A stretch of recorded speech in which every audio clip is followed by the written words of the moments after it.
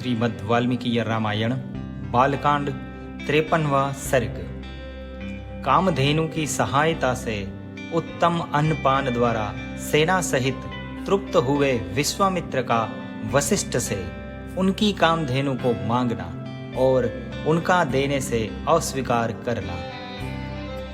शत्रुसूदन, महर्षि वशिष्ठ के ऐसा कहने पर चितक बरे रंग की उस कामधेनु ने जिसकी जैसी इच्छा थी उसके लिए वैसी ही सामग्री जुटा दी। इख, मधु, लावा, मेरेय, श्रेष्ठ आसव, पानक रस आदि नाना प्रकार के बहुमूल्य भक्ष्य पदार्थ प्रस्तुत कर दिए। गरम गरम भात के पर्वत के सदृश ढेर लग गए। मिष्टान, खीर और दाल भी तैयार हो गई।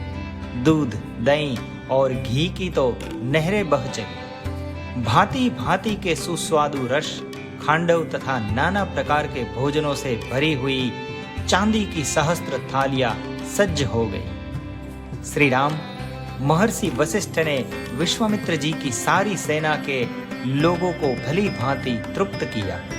उस सेना में बहुत से हृष्ट पुष्ट सैनिक थे। उन सब को वह दिव्य भोजन पाकर बड़ा संतोष हुआ।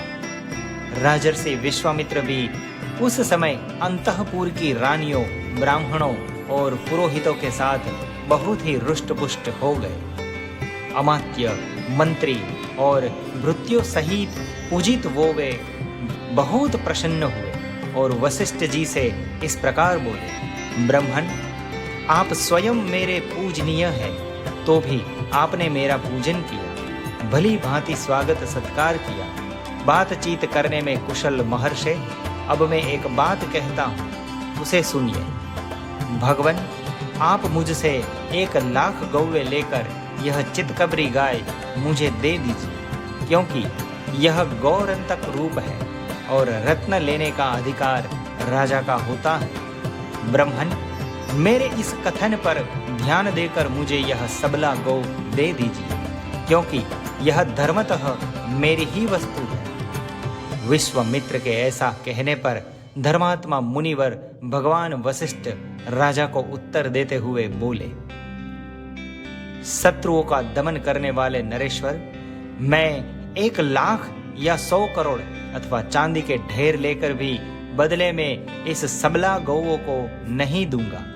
यह मेरे पास से अलग होने के योग्य नहीं है। जैसे मनस्वी पुरुष की अक्षय कीर्ति कभी उसी से अलग नहीं रह सकती, उसी प्रकार यह सदा मेरे साथ संबंध रखने वाली सबला गौ मुझसे पृथक नहीं रह सकती। मेरा हव्य, कव्य और जीवन निर्वाह इसी पर निर्भर है।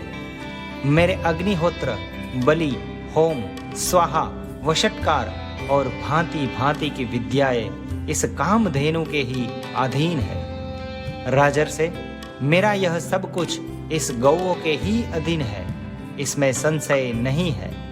मैं सच कहता हूँ, यह गौ ही मेरा सर्वस्व है और यही मुझे सब प्रकार के संतुष्ट करने वाली है।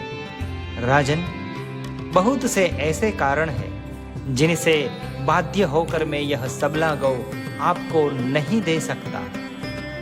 वशिष्ठ जी के ऐसा कहने पर बोलने में कुशल विश्वामित्र अत्यंत क्रोधपूर्वक इस प्रकार बोले, मुने, मैं आपको 14,000 ऐसे हाथी दे रहा हूँ, जिसके कसने वाले रस्से, गले के आभूषण और अंकुश भी सोने के बने होंगे और उन सब से वे हाथी विभूषित होंगे। उत्तम व्रत का पालन करने वाले मुनीश्वर, इनके सिवा मैं 800 सुवर्णमय रथ प्रदान करूंगा, जिनमें शोभा के लिए सोने के घुंघरू लगे होंगे और हर एक रथ में 4-4 सफेद रंग के घोड़े जुते होंगे तथा अच्छी जाति और उत्तम देश में उत्पन्न महातेजस्वी 11,000 घोड़े भी आपकी सेवा में अर्पित करूंगा। इतना ही नहीं, नाना प्रकार के रंग वाली नई अवस्था की 1 करोड़ गौवे भी दूंगा, परंतु यह सबला गौ मुझे दे दीजिए। द्विज श्रेष्ठ, इनके अतिरिक्त भी आप जितने रत्न या सुवर्ण लाना चाहे वह सब आपको देने के लिए मैं तैयार हूँ, किंतु यह चितकबरी गाय मुझे दे दीजिए।